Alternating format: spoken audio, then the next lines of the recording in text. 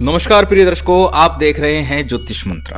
प्रिय दर्शकों, आज भगवान शिव के अर्धनारीश्वर रूप का एक विशेष मंत्र बताने जा रहा हूं। यह मंत्र प्रेमी और प्रेमिका के मध्य प्रेम को बढ़ाने वाला, प्रेम को प्राप्त कराने वाला है।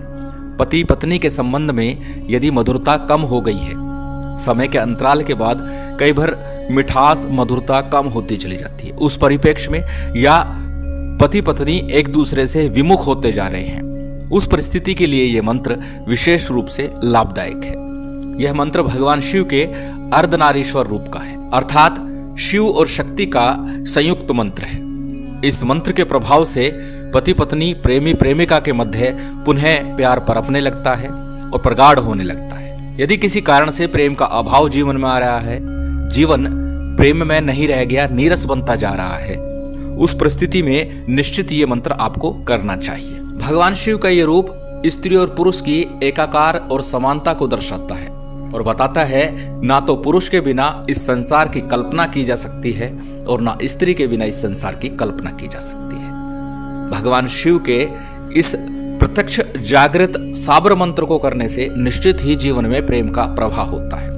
अधिक विलंब ना करते हुए जान लेते हैं किस प्रकार से इस मंत्र का सिद्धि विधान करना है या किस प्रकार से इस मंत्र को अपने लिए अनुकूल बनाना है, जागृत करना है। सबसे पहले बात करेंगे साधना में प्रयोग की जाने वाली सामग्री की। इस साधना के लिए भगवान शिव शक्ति की आराधना में नित्य प्रति जो हम पूजन में प्रयोग करते हैं वही सामग्री है, आपकी स्क्रीन पर है।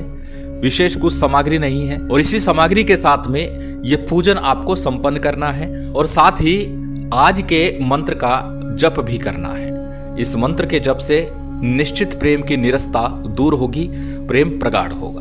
अब किस दिन से आरंभ करें, कैसे आरंभ करें, ये जान लेते हैं। इस मंत्र का आरंभ सोमवार के दिन से कर सकते हैं, शुक्रवार के दिन से कर सकते हैं या फिर त्रयोदशी चतुर्दशी के दिन से इस मंत्र का आरंभ किया जा सकता है। जो भी दिन नजदीक लग रहा हो उस दिन से आरंभ कर लीजिए। यदि उस दिन सिद्धि योग बनता हो तो सबसे श्रेष्ठ है। यदि सोमवार के दिन अष्टमी या त्रयोदशी का संगम हो रहा हो तो उस दिन निश्चित इस प्रयोग की सफलता शीघ्रता से होगी। अब जिस दिन भी आप ये प्रयोग आरंभ करें, सबसे पहले स्नान आदि से निवृत्त होकर के जो पूजन सामग्री है, जिसमें कि आपको जल लेना है, घर से ही जल लेकर के जाइएगा। मंदिर जाना है, सबसे पहले प्रातःकाल आपको भगवान शिव के अपने घर का जल लेकर के जाइए। मंदिर से जल लेकर के प्रयोग ना कीजिएगा, घर से जल लीजिए। पहले थोड़ा गंगा जल डालिए, उसके बाद उसमें थोड़ा जल डालिए। इस प्रकार से अपना लोटा जल से भर लीजिए।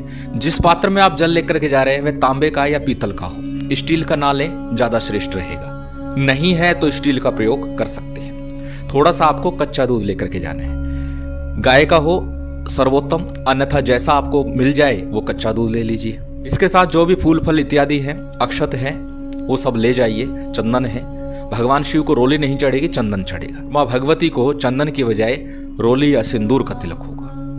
तो मंदिर चले जाइए, मंदिर में भगवान शिव शक्ति का पूजन कीजिए जैसा आपको आता हो। सबसे पहले गणेश जी का पूजन कीजिए, उसके बाद भगवान शिव और माँ पार्वती का पूजन संपन्न कीजिए, फिर भगवान कार्तिकेय का पूजन कीजिए और नंदीश्वर महाराज का पूजन कीजिए।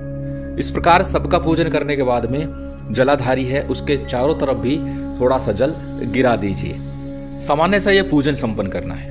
अब यहाँ पर सामग्री में मैंने कच्चा सूत लिखा हुआ है। कच्चे सूत को जो भी प्रयोग कर रहा है, स्त्री कर रही है या पुरुष कर रहा है, जो भी कर रहा है अपने कद के बराबर लेना है। 7 बार लगभग अंदाजे से कद के बराबर 7 बार उसको 7 तार नाप लीजिए और अपने पति या प्रेमिका का स्मरण करते हुए, पत्नी का स्मरण करते हुए उस सूत को थोड़ा सा शहद लगा करके और उसके ऊपर इत्र लगा करके, शहद और इत्र दोनों लगाना है, उसको भगवान शिव और पार्वती को 7 बार ही लपेट दीजिए और पूरे सूत के ऊपर इत्र और शहद हल्का हल्का आपको लगाना है। इस प्रकार से आपने बंधन कर दिया दोनों का।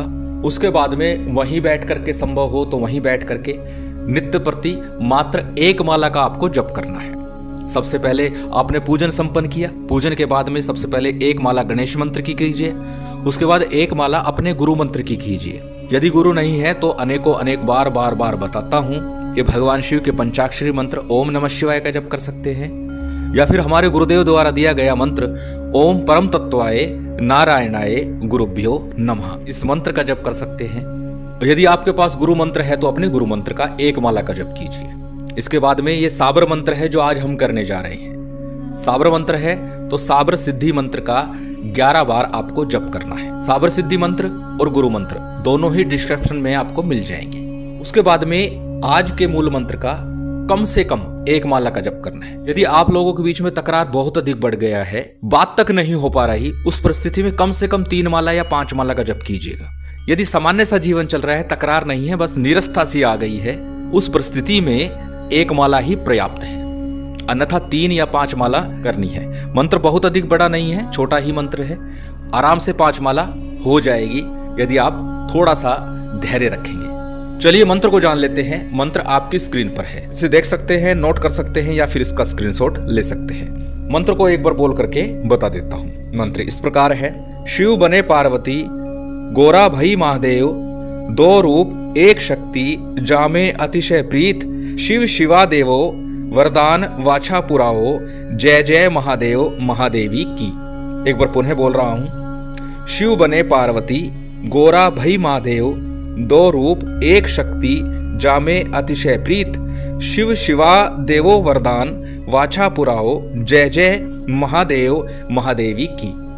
अत्यंत सरल मंत्र है। 2, 5, 7 बार जब इसे याद करेंगे तो निश्चित याद हो जाएगा, और याद करने के बाद ही मंत्र का जप करना चाहिए। जब आपका मंत्र जब पूर्ण हो जाए उसके बाद भगवान शिव और शक्ति की आरती कीजिए, माँ पार्वती की आरती कीजिए, भगवान शंकर की आरती कीजिए।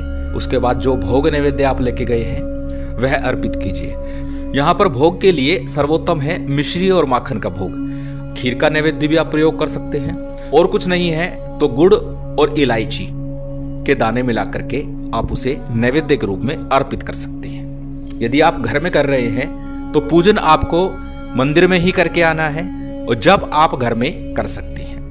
यदि आप घर में जप करते हैं तो पहले शुद्धि आचमन कीजिएगा, संकल्प कीजिएगा। उसके बाद में गणेश गुरु मंत्र के बाद में साबर सिद्धि मंत्र और इस मंत्र का जप करना है। जब के उपरांत में वही सामान्य सी आरती करनी है, नैवेद्य अर्पित करना है। भेद कुछ भी नहीं है, मंदिर में भी यही विधान करना है और घर पर भी यही विधान करना है। यदि मंदिर में जप कर सके तो सर्वोत्तम, अन्यथा घर में रहकर भी इस जप को आप कर सकते हैं। भगवान शिव पार्वती कृपा आप सभी पर बनी रहे, आपका प्रेम बना रहे, यही कामना है। और उम्मीद करता हूं आज की ये जानकारी, ये वीडियो आपको अच्छी लगी होगी। यदि अच्छी लगी हो तो कृपया लाइक कीजिएगा, शेयर कीजिएगा। यदि चैनल पर नए हैं तो सब्सक्राइब कर बेल आइकन बटन दबा दीजिएगा। जय माता दी, जय श्री राम।